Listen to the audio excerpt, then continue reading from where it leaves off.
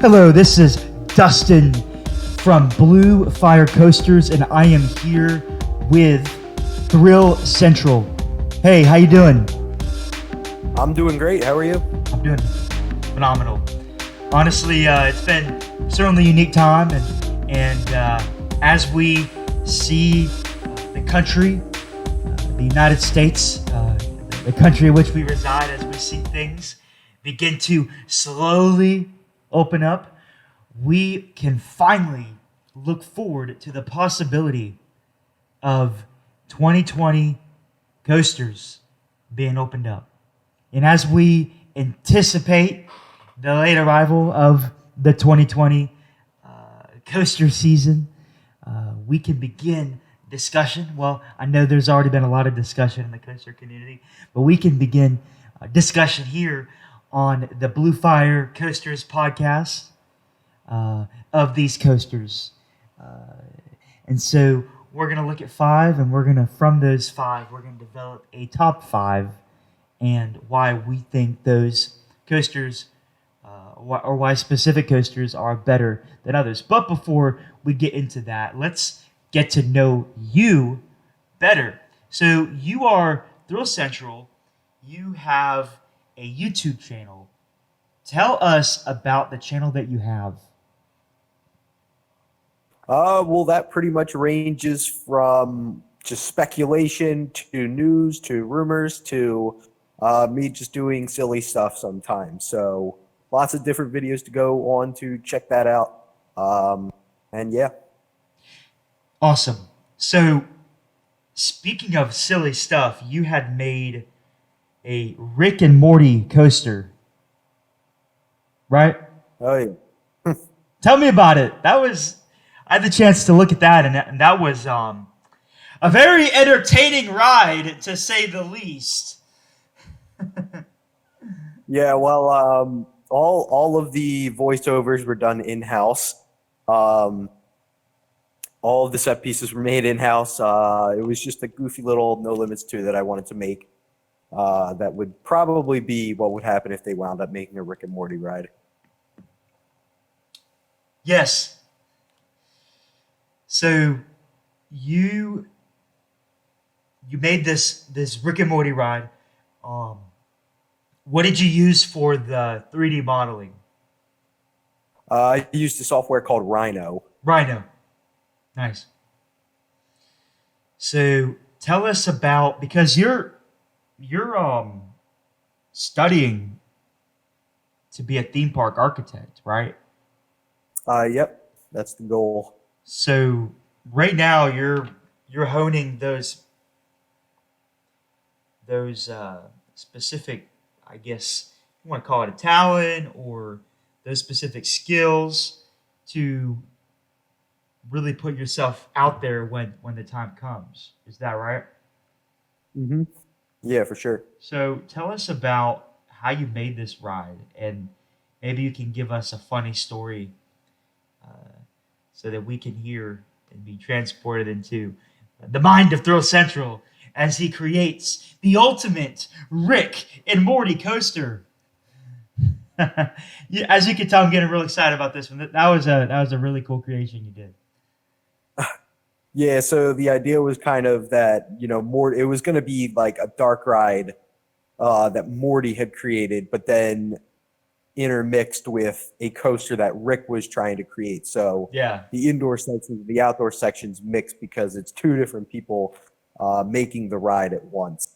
Yes. So that's where you get like the village and then some actual scenes from the show that intermix with the outdoor coaster section. Yes. So what track type did you use? I believe it was just a regular Intamin. Ooh, I'm gonna say I think it was just an Intamin rocket coaster. I don't know though. Yeah. I don't even know because there was no off-ride. Yeah. That's certainly a really great creation. And you started a podcast called the Coasters and Toasters podcast. Um, why toasters? I know we utilize toasters all the time. I didn't know I was a toaster enthusiast until I joined the podcast. Tell me about that. I just wanted something that rhymed with coaster. Oh man, maybe next time you need to throw a curveball and ask us what our favorite brand of toaster is. Like manufacturer, brand. You know, Hmm. I gotta get me a Mitsubishi toaster. I'm sure that'd be sophisticated enough for the fine toast and coast or whatever. I don't know. I'm getting weird. Anyway, so as you know, we are going to talk about some coasters that are coming that should, if everything goes to plan, should open in the 2020 season. And the five coasters that I want to discuss is, of course, Iron Gwazi, Orion, Pantheon, Candemonium, and Jersey Devil. Now, before diving in, I just want to make it clear that there's a few of these coasters that we're not 100% sure will even open in the 2020 season. Unfortunately, the northeast part of the United States, which has been ravaged by the situation that everybody's well aware of. So coasters like Jersey Devil, potentially Candemonium, and even Pantheon, which has not completed full construction with the installation of theming and different elements surrounding the station. Pantheon also has not tested, so we're not 100% sure that ride's even going to open. But assuming all five open and we all get the chance to ride all five, which I certainly hope to do by the 2021 season. Tell me about your first impression of those five coasters that I mentioned. Again, Iron Gwazi, Orion, Pantheon, Candemonium, and Jersey Devil. I think it's definitely a good five to start off the year. Definitely reminiscent of 2018 and that huge year. I think once we get into them, I'll get a little bit more individually into my opinions on each one and just how hyped I am for them. But it's definitely a good five to look forward to. Absolutely. Well, looking at this, we have two B&Ms, two RMCs, and one Intamin multi-launch coaster. Let's dive in and discuss Pantheon. So, Pantheon looks to be absolutely incredible. It looks to have elements that we haven't really seen on, at least in the United States, we haven't really seen a lot of these elements on Intamin launch coasters, especially. Tell me about Pantheon. Well, I'll actually put it in the words as the alternate YT, who's another YouTuber I talk to frequently. He calls them RMC Intamins because they're just Intamins with RMC-like elements that absolutely do look phenomenal. I mean, I do like how they kind of started off with the first kind of section of this ride with what looks to be some slow rolling inversion. The second half obviously looks amazing, but I'm not sure how big of a fan I am of the triple launch in the middle.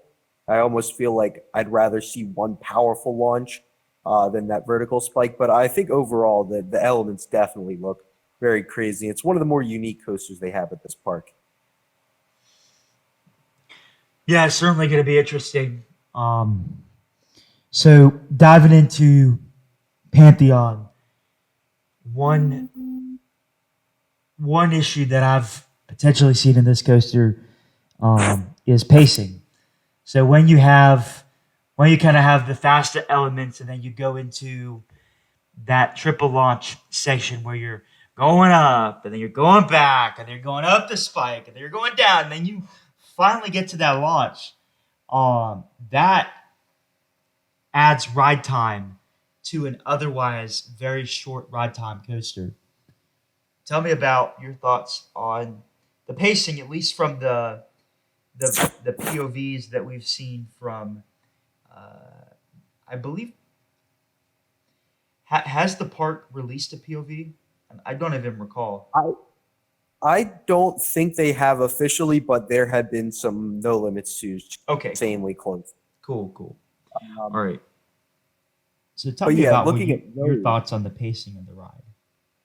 looking at those, it definitely has like three different pacings. Obviously, that first section is, I would say, like more along the lines of like Copperhead Strike pacing, and then it gets that triple launch, which is kind of like its own part of the ride, and then that final part is obviously what so many people are looking forward to. Um, I guess if I could go and redesign this ride, I would just have it pacing along the lines of that last part of the ride. But I think it looks good overall. I think the first part is definitely going to be fun to kind of get you warmed up for it. And then that last part just looks heavenly. But again, the biggest thing that I'm iffy on is that shuttle launch. I just feel like it's just kind of thrown in there. Whereas they could have just launched you from that midpoint up the top hat. Yeah, it is certainly a gimmick to say the least. Intamin is certainly flexing their muscles with their engineering prowess and their fast switch track system. So I look forward to we'll rehash some of these coasters as we present our top fives. Let's go ahead and continue down the list. Orion, B&M, and you can't see me right now, but B&M in air quotes, Giga, the 287 foot, 301 foot drop Giga coaster. Orion, man, it's definitely packing a punch for being the shortest of the B&M quote unquote gigas. Tell me about it. Is Orion a giga? Do you call Orion a giga, No, or I is it definitely, or is I it the definitely tallest think it, hyper by B&M? oh, I definitely think it can be classified as a giga. Okay. Um, Especially with a few of the elements that it does. But, I think everybody has talked about it at this point that, they see why it's not the biggest, baddest Giga that Kings Island was supposed to receive or speculated to receive all this time. But that's fine in the end. I think it looks definitely like it could be the best coaster there at Kings Island, but it'll still forever just leave that hole of what people really expected to see as like a Fury beater. Um, but it looks good overall. Yeah. It's certainly not Fury 325. It certainly does not have the ride time that Fury has. However, my opinion on ride time has completely changed. And it changed when I had the chance to ride Leviathan. Leviathan is incredible. And I was and my experience in that ride was probably heavily impacted by my expectations. I was not expecting Leviathan to be as good as it was. Um, However, riding Leviathan, man, that drop, so good. That speed hill, that speed hill on Leviathan is better than any single element on Fury, in my opinion. Orion has a similar speed hill, so I'm incredibly excited. Now Leviathan is not my number one B&M. My number one is still Fury, but Leviathan's very close, much closer than I expected it to be. How important to you is ride time in the ride experience, and how is ride time hindering Orion in your opinion? It can sometimes defer. Typically I would much prefer a definitely longer rider experience. However, there are some coasters, Storm Runner, TTD, and King the Ka, that can deliver that punch in a very short amount of time. But I feel like for the elements that, and the type of coaster that Orion is, I would definitely much rather it be a little bit longer. I definitely want to get out and ride Leviathan one day, but just Fury is kind of easily, the perfectly designed B&M, or at least, some people believe that, or at least the most well-designed B&M that we've seen yet, in terms of that kind of coaster. And when you just look at Orion, you're like, okay, we're going to get one solid airtime hill, one, speed airtime hill. Maybe it'll have some airtime. B&M has strayed in the past away from high negative G. But maybe this one will be different. So maybe you'll have like two really good airtime moments. But other than that, I mean, it's just that helix turnaround. Maybe you'll get some positive, and then that high overbank turn. It's just, I think, the lack of elements on this ride that kind of really just had some people. I don't think that this is a bad ride in any way. I think that if this were to come out in like 2013 or even in 2012 or maybe 2014, people would be looking at it a whole lot different than they do after Fury. I think the fact that Fury came out before this has just rendered a lot of people to go like, yeah, it's like Leviathan, Fury. So based on looking at Leviathan and looking at Orion, which coaster do you think is better?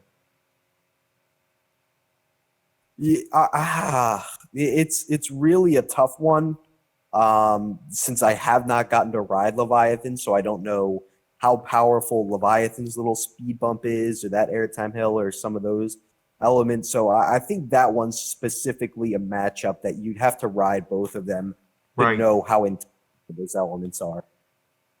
Right. And one type of video that I'm planning on bringing to the channel, as I get the chance to ride more coasters in the 2020 season, is I want to do coaster fights.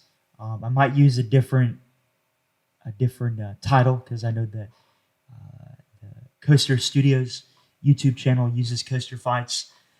But I definitely want to pit coasters against each other and utilize my coaster rating system that I've developed, and we'll get into that in a later episode. But I developed a system for rating coasters, and I want to get into that. But I look forward to pitting Orion and Leviathan against each other when I get the chance to ride Orion. I also look forward to putting Steel Vengeance and Iron Gwazi against each other when the time comes for that one too. Anyway, so we've talked about Orion. Orion looks to be an amazing coaster still. That element immediately following the first drop looks to be out of this world.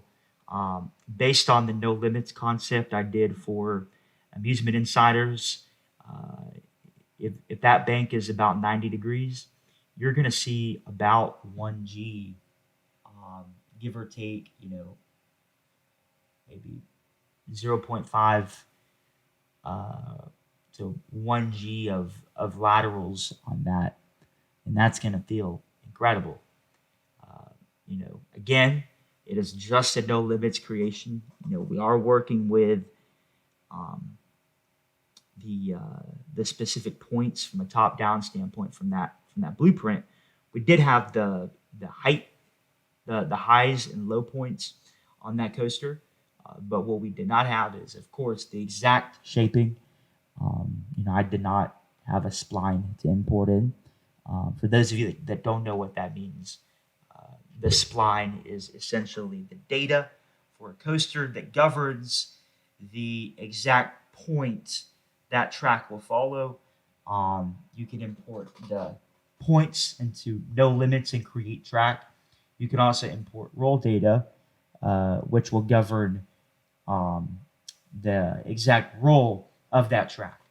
And most anytime you see a 3D model of a coaster, more often than not, it's not the manufacturer that creates that 3D model. Normally, it's a third party who creates a 3D model in a software. And just as a quick side, Thrill Central, have you ever thought about doing 3D modeling for the coaster industry in the same way that we've seen some of these third-party companies do animations for Cedar Fair or Six Flags? I mean, it's a possibility. Tell me about that process.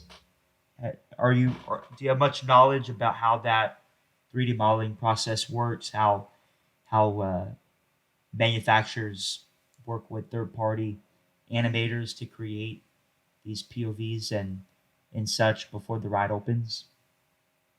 I actually don't know too much about that in the industry. I only do know that there are a few small animation companies that are hired, and then also I know that sometimes they will contract people independently to do no limits and stuff during the concept of a roller coaster. They won't like release any of those, basic no limits too, but they will contract some people just to conceptualize no limits too, or just some coast.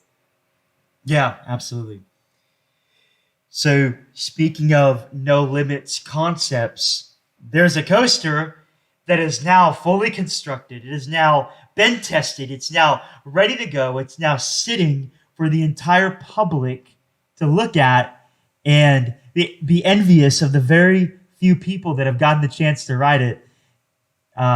Yes, I am talking about Iron Gwazi. So the only POV that we have of Iron Gwazi officially is a very terrible, no limits, not terrible, but it's very low quality. It's probably done a no limits 1, to be honest. A very low quality partial POV from Busch Gardens, Tampa of Iron Gwazi. Man, could they at least have gotten a better version of that ride animated? Could we at least have gotten a POV along the lines of Iron Gwazi, or not Iron Gwazi, Steel Vengeance when that came out? I mean, the Steel Vengeance POV when that came out, that was gorgeous. But man, Yeah, Iron Gwazi. Let's move on. Iron Gwazi. This one just looks phenomenal. I think there is a decent chance that I could rank it above Steel Vengeance only simply because when I went to go ride Steel Vengeance, it was in like 40-degree weather. And I rode it first thing in the morning and then last thing at night. So I had a t-shirt on. So it's safe to say that it wasn't Steel Vengeance's fault. I just didn't get that fun of a ride. I think if I definitely rode it in a lot nicer of a climate, I would have had a lot more fun on it. It was still a great coaster. It definitely wasn't a fair way to judge the coaster when you're just freezing. So, if I ever do ride Iron Gwazi, it'll most likely be in the warm weather, in the heat of the summer, and I'll probably get just an amazing RMC ride on. Yeah, well, Iron Gwazi is gonna be in Orlando, Florida. I mean Tampa, Florida. What am I saying? Oh man, I wish there was an RMC in Orlando. Anyway, so it's gonna be in Tampa, Florida. It's gonna be a hot place, and Florida maybe sees 2 months out of the year that is not 80-degree weather. So that ride is pretty much always gonna run hot, and it's gonna be amazing. Tell me about the elements on Iron Gwazi. That the death roll is just something that we haven't seen before. I can't imagine the forces that you're going to get on that, but also a lot of these just outward air banked hills.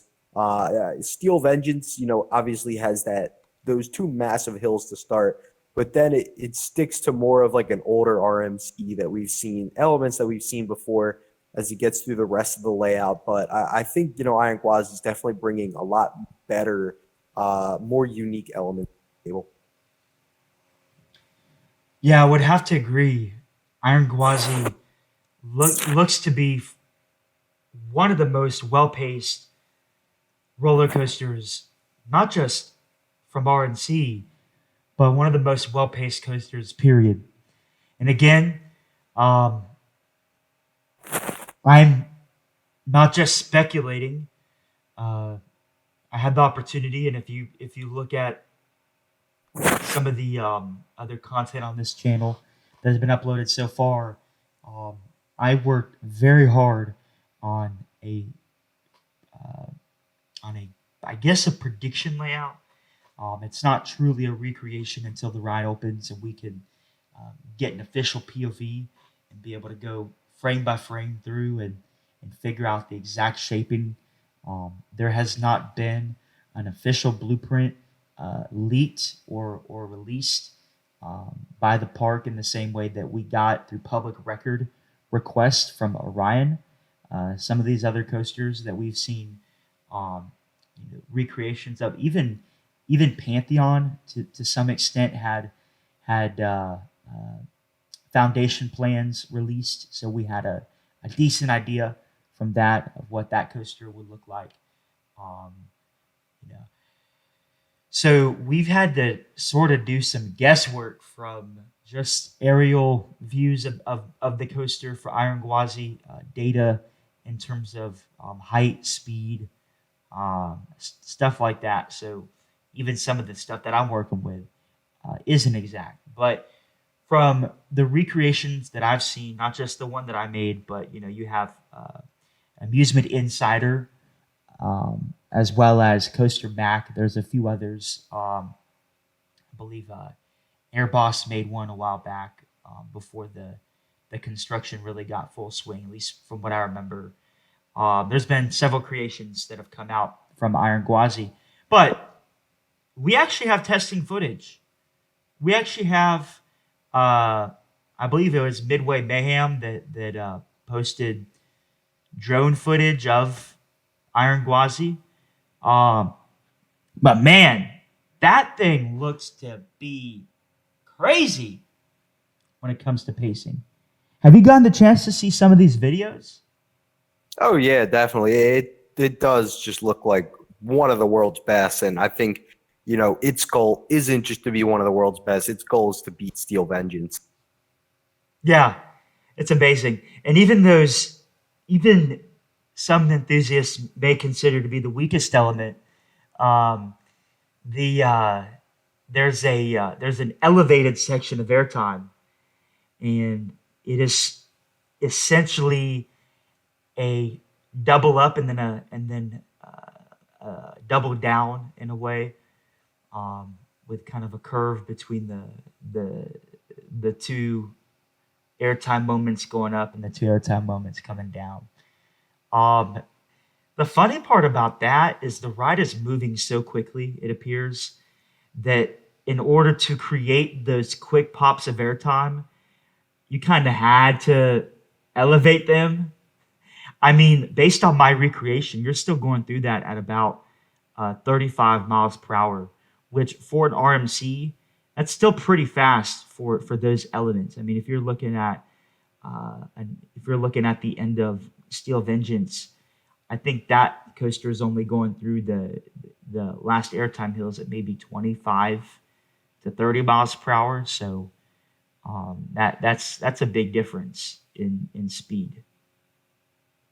It seems like Iron Gwazi doesn't let up until the final brake run. Make sure that you're subscribed. Make sure you like this video. Make sure you have notifications turned on, because you better believe me, Iron Gwazi is going to be talked about. Oh man, exciting. So there's two other coasters that I'm not as familiar with, but I still want to talk about it. These coasters are actually in your neck of the woods. Let's talk about Jersey Devil and Candemonium. Two coasters, one by RMC, one by B&M. Both look to be stunning for their models. What are your thoughts on Jersey Devil? So Jersey Devil, I am just super thrilled for.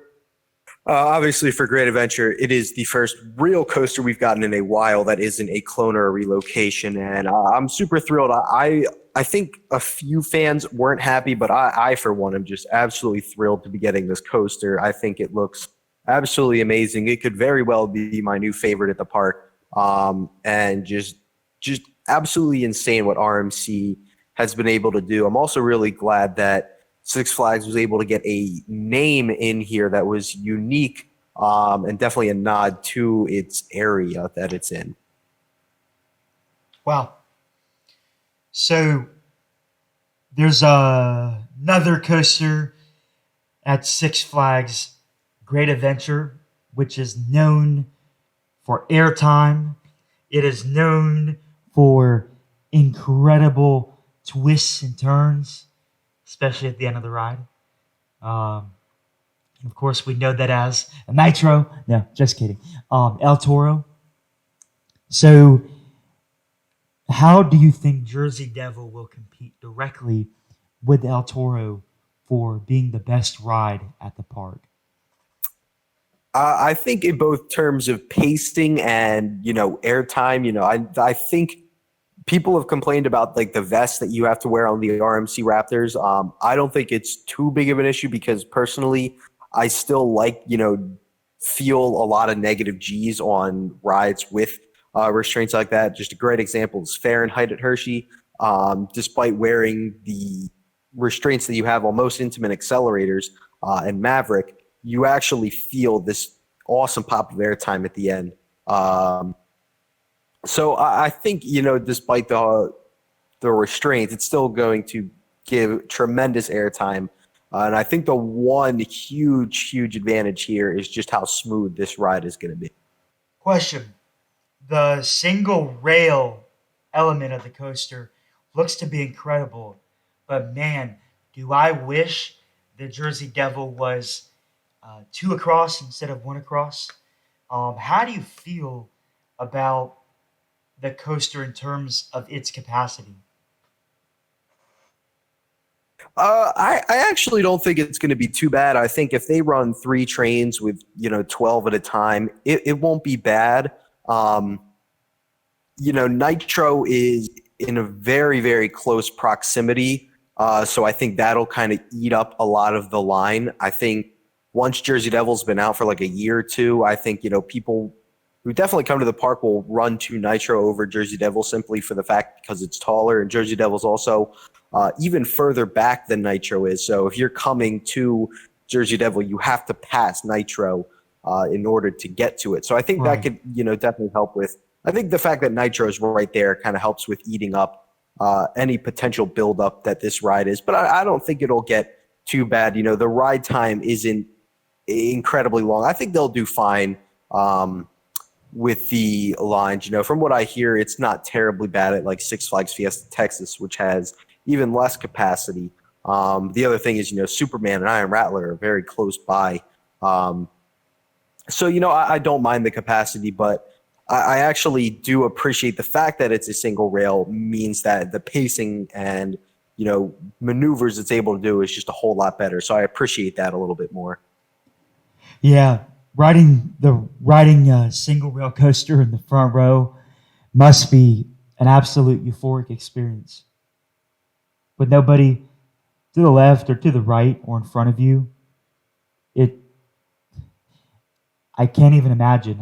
I've not had the chance to ride any of the Raptors, so when it comes to some of the elements on this ride, we see elements that we've seen on other RMCs, such as the stall, the the beautifully shaped Alan Schilke airtime hill. Schilke smooth, right? Anyway, uh, what are some other elements that you see on Jersey Devil that really stick out? That airtime hill is just something that you don't see on a whole lot of coasters. It's I think the two Raptor clones have a small pop of airtime, but nothing like this hill. And this is where it's really going to take El Toro's money. Is it's very much like an El Toro hill, but just it blitzes through it at just informidable speeds. Um, just all of these other elements. I haven't yet gotten to ride a stall, so that'll be fun. A lot of these off-axis airtime hills are cool. I think it just mixes together just everything that RMC has typically done well and just combines it all into one single rail coaster. And then also that turnaround during the middle that's kind of level with itself looks absolutely tremendous. It looks like you're going to get some crazy positive G's going around that. Yeah, the positive G's on some of those elements are going to be great. And that the Alan Schilke is a genius. He's I mean, I could go on and on about some of the I'm losing my words right now. Some of his philosophies when it comes to ride design. Some of them are downright demonic, but in a good way, because he just absolutely shreds the coaster community with his with the elements that he brings to the table. So we have the last coaster we're going to talk about on this podcast is Candemonium. And we'll go through this one really quick. In some ways, it's pretty similar to other B&M hypers that we've seen. Other similarities that it has is, it's pretty similar to Orion, but there's some unique elements on that. So real quick, just walking through it, you have normal drop, you have your typical B&M hyper airtime, parabolic airtime hill. Hammerhead turnaround, another nice airtime hill. But then you get into sort of a section of coaster that we haven't really seen on too many hypers. You have a upward helix and then a whippy, outward banked wave turn type element. I mean, wow. I mean, you don't usually see whippy elements on B&M hypers, but man, at least from some of what we've seen,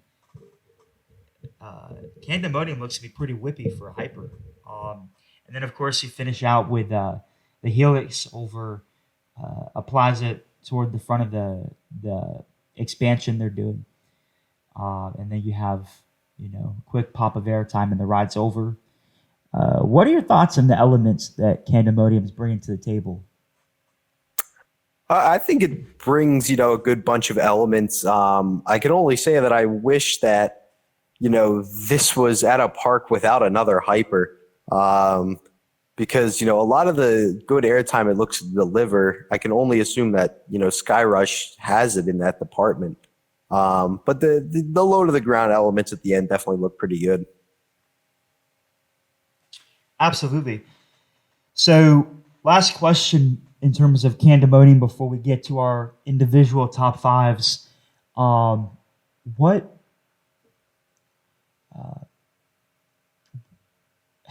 is Candemonium changing what enthusiasts' thoughts on the B&M hyper?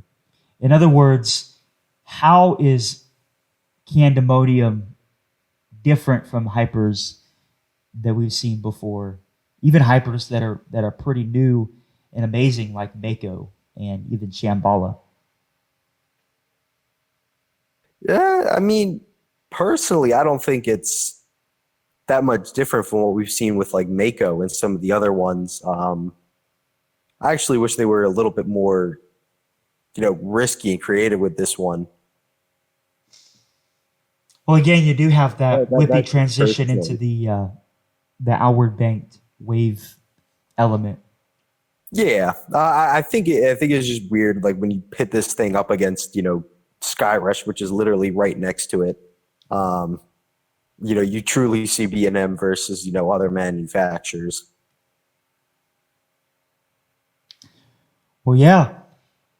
So it's interesting you say that because at the end of the day, a B&M Hyper is going to be a B&M Hyper. They're certainly GP magnets. Now, Mako is certainly is in my top 10 of coasters I've been on, and I've been on quite a few coasters, so it might be at my home park, and it's the best coaster at my home park, but it's still a great ride, and so I do look forward to getting out to Hershey Park and getting on Candemonium. But I do agree. At the end of the day, it's still a B&M Hyper. So let's get down to it. What would your let's go and go one by one. Um, what out of those five, which one would be your number five? So what would be the last on that list? I would have to say Candy. Wow, that's interesting. You say that. Honestly, my number five would have to be Jersey Devil, only because it's the smallest of those, and I haven't been. It's the only ride type that I haven't been on, so I need to actually get on it to figure out what the ride type is going to be like. But I mean, all these coasters look incredible. So Jersey Devil would be my number five. Why is Candemonium your number five? I would say it just doesn't feel like a new coaster. I feel like this thing could have come out just years ago. It's the fact that it's not new. It's not fresh. I feel like it's not fresh. And the fact that it's just weird that they pair this next to a hyper already at the park.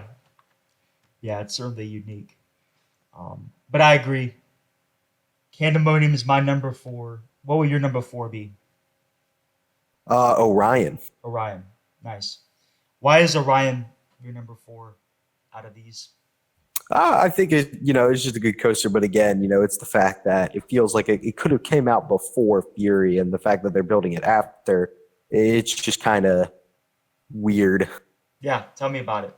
My number three would be, or so your number four is Orion, right?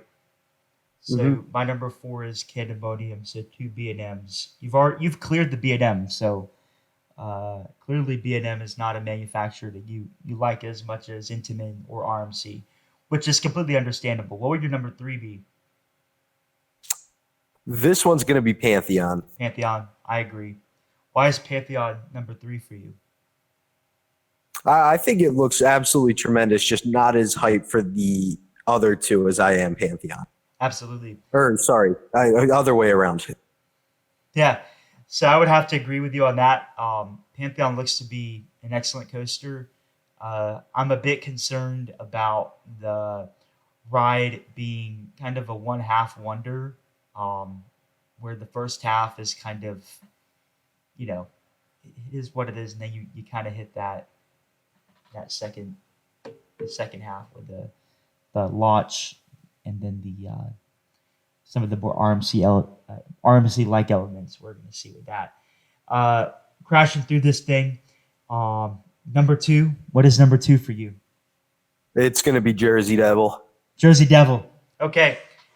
Man, that's we're kind of different on that one. My number two would be Orion. Tell me why Jersey Devil is so high on your list, besides it being at your home park. It's just how revolutionizing this thing is. It's doing exactly what I'd want to see from a new coaster, which is just taking previous coaster and what that has done, but just taking it to a whole new level. Absolutely love it. Absolutely. And again, it looks to be amazing. Jersey Devil is 5 on this particular list for me personally.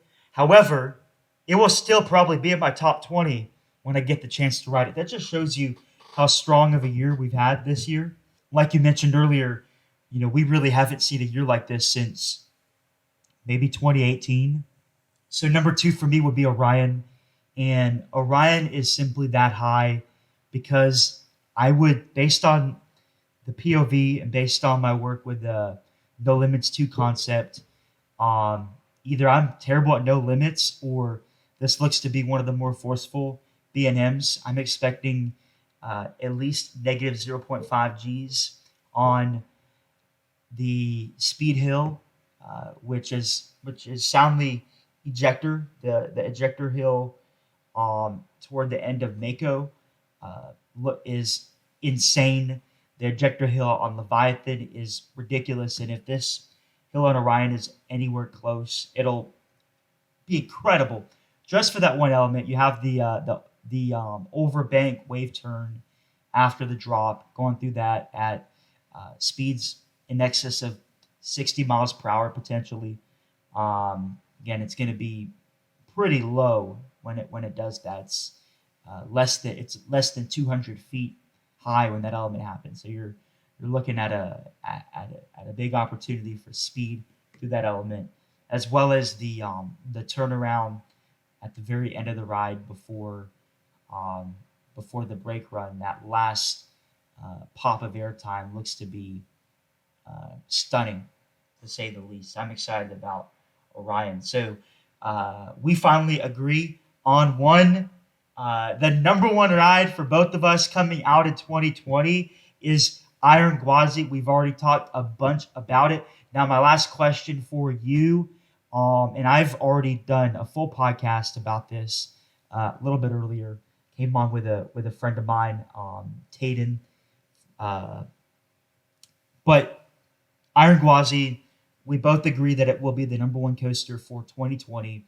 My question for you, will Iron Gwazi be potentially the number one coaster in the world by the time it's all said and done? Oh yeah, I think it definitely has that potential. Tell me why. I think more people will generally say Steel Vengeance, but I think for people like me who, aren't a magnet to saying that it's just the number one, I think, this thing could come away and just, you get a great ride on it and, you like it better. Absolutely. And what will certainly help Iron Gwazi is you're not really going to get a cold ride on it like we were talking about before. That track is going to be hot. Those wheels are going to be steaming. And they might need some misters to cool down the wheels a little bit between each ride and the station. Anyway, Thrill Central. There's so much more that we could talk about. I know that with your experience going to college and learning, and eventually, one day you're going to be designing theme parks and working with manufacturers like Intamin and RMC, building some groundbreaking attractions. I want to bring you on in the future podcast to talk about the future of the coaster industry, the next coaster war, and why it will be different than the coaster war that we saw in the early 2000s. I look forward to bring you on, and I just from a candid standpoint, I appreciate your time. I appreciate you working with me. You've been doing this a while. I'm just starting out in a lot of ways. So I look forward to continuing to get better as a podcaster, as a YouTuber. I look forward to creating stronger content. And for those of you that are listening to this, drop a comment. Let me know how these podcasts can get better. What we can do to really be information for the coaster community, the enthusiasts, and even people that would consider themselves part of the general public. Let me know what content you want. Drop a like. Smash that subscribe button subscribe to this. We are excited about content that is to come. We will break down all these coasters one by one. We will do coaster fights where we pit these coasters up against other counterparts. We will put Iron Gwazi against Steel Vengeance once that coaster is written. We'll put Orion up against both Leviathan and Fury. There's so much more content to come. Man, Thrill Central, thank you so much for coming on. You are always welcome on the Blue Fire Coasters podcast. Again, I'm Dustin. Have an incredible day, and thank you. We're out. Peace. All right. Adios.